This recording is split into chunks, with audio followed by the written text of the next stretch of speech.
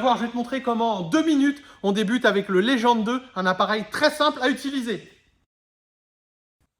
La première chose à faire quand tu allumes ton détecteur, tu appuies sur le menu Réglages. Tu vas ici, tu vois, hop, et là tu vas appuyer là-dessus.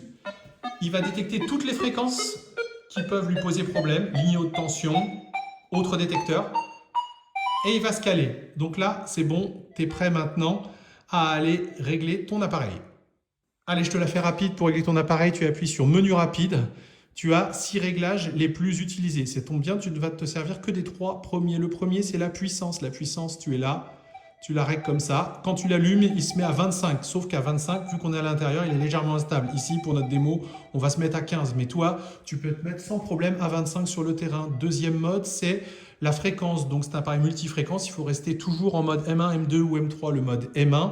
Et le plus stable, celui qui va le mieux enlever le fer, c'est celui qu'on te recommande pour débuter. Or, quand tu l'allumes, il est en M2. Le mode M2 est un peu plus performant.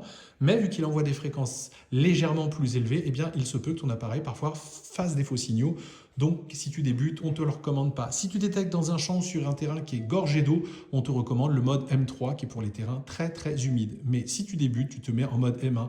Et enfin, le troisième réglage, c'est le mode de discrimination qui est mis sur F. Tu vois, ça, c'est tous les métaux. F, ça va de 1 à 20.